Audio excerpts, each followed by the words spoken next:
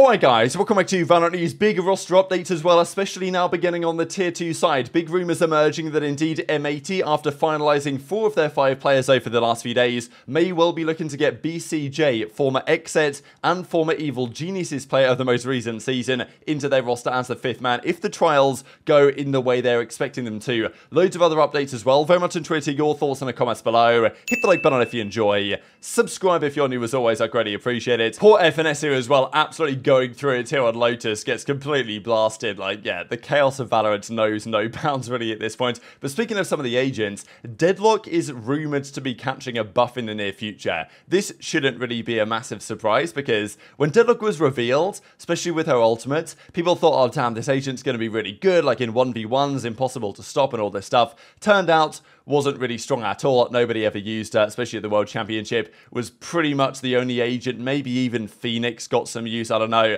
But yeah, Deadlock wasn't even used at all at the World Championship, and even agents, as I say, like Yoru and like, you know, even Phoenix, but Reyna and stuff like this, they got more use than Deadlock did. So yeah, she hasn't been seeing much love, and possibly buffs will be changing that around. What will they change? That's an interesting question. Roster stuff though has been very interesting yesterday. Firstly, from Leviathan, they confirmed that Shy and Takalia are gone. They, of course, are bringing in Aspas in the coming days.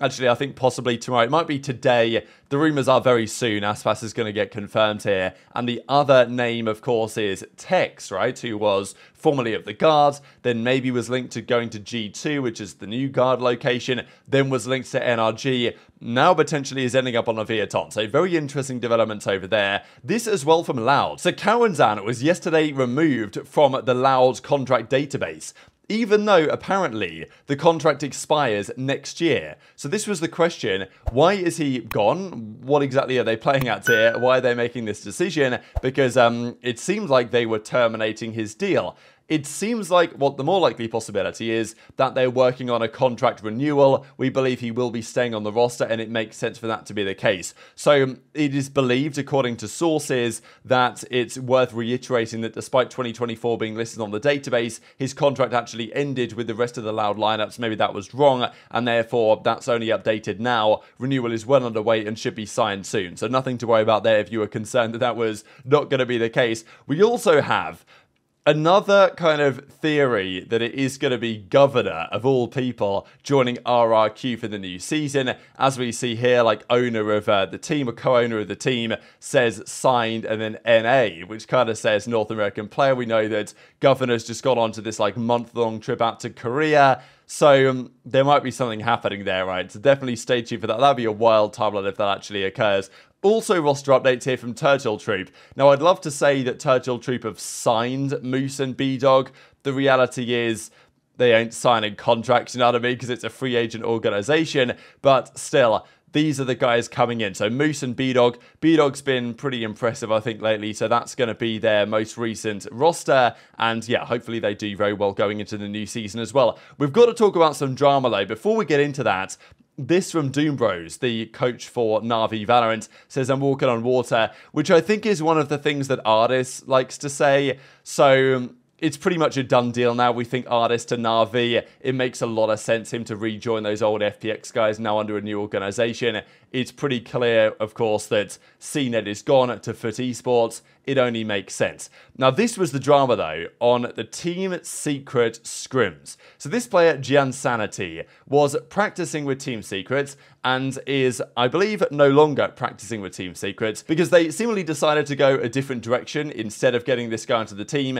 And seemingly frustrated with this situation, he then decided to leak some of their practice up against PRX.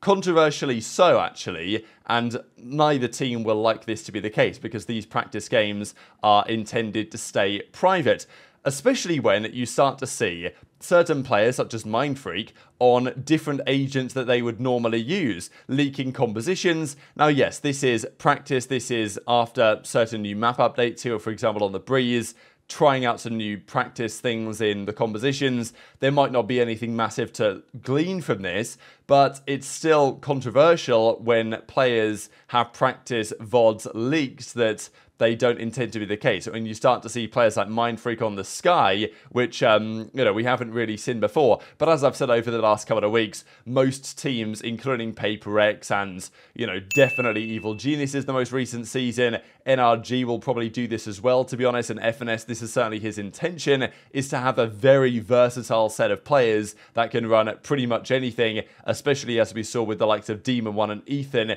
in the most recent season, that ended up as being two of the best players in the game, and I don't think that's a coincidence as to how versatile they were at the end of the year. So Gen.G puts this up on Facebook of all places, which I find hilarious, really. I guess Facebook is really big out there in like Southeast Asia and stuff, so I guess it makes sense. But still, to post this on Facebook is hilarious because most people would do it on Twitter or X.com. So yeah, he puts this up on a playlist called VALORANT Clips 1v4 clutch against PRX. Very nice. This is when he was practicing with Team Secret up against PRX.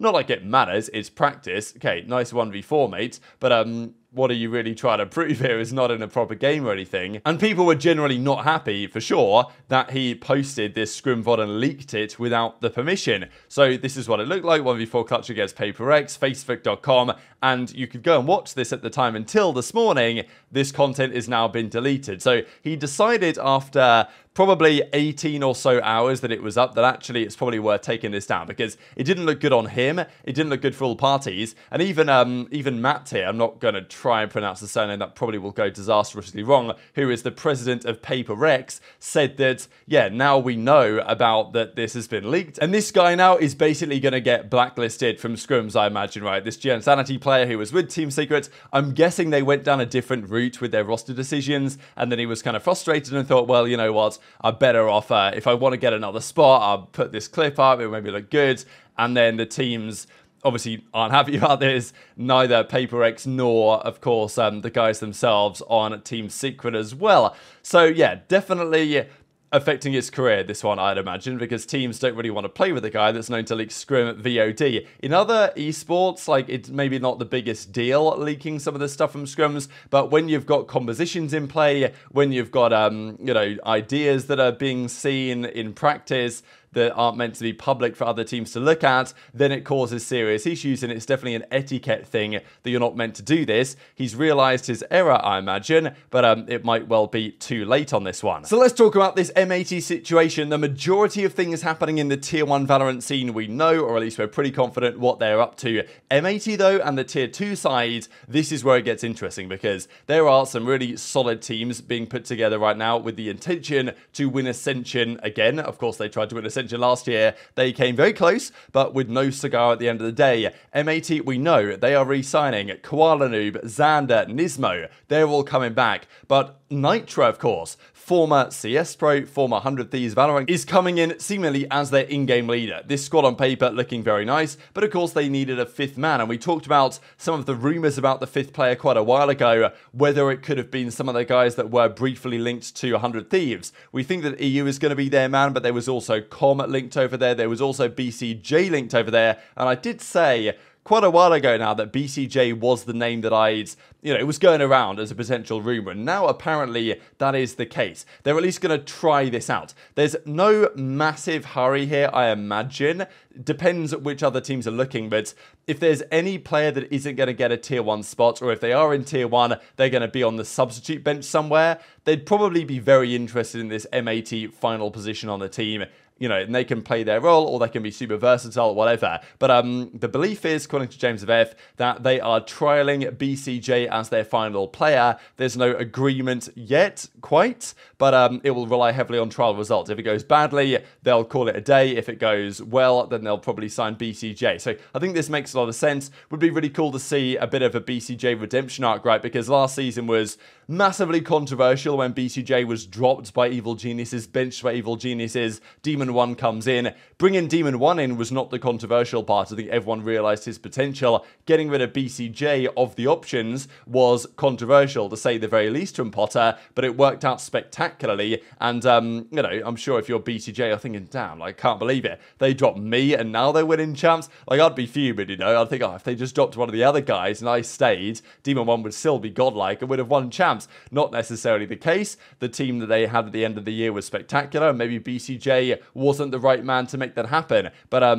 still, hopefully he can have a good little redemption arc this season. Probably be the perfect place to be in some ways as well. So hopefully it works out in the trials. If it doesn't work out, I'm sure they'll consider other options as well going forward, because as I say, like, everyone is going to want this spot, really. It's M80. They should be the favourites going into the new year after coming so close last year, losing out to the Guard. Then this is their time, theoretically. But it's not like other teams aren't also forming really good rosters down there in Tier 2 that also with the intention to compete and win that event. Leaf, just to mention quickly, he was obviously on Cloud9. That's no longer the case. He was then potentially linked over to the Guard. Now they're G2 Esports.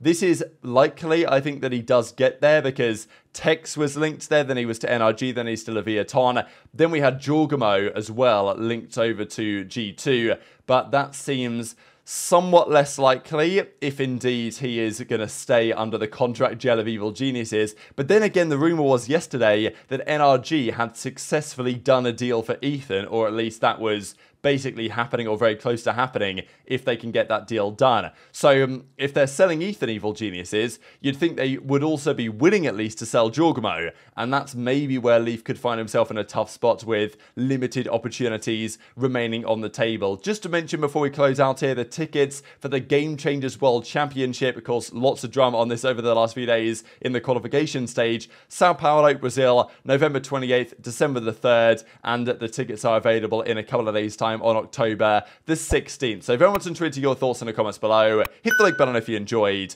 subscribe if you're new, take care, and I'll see you next time.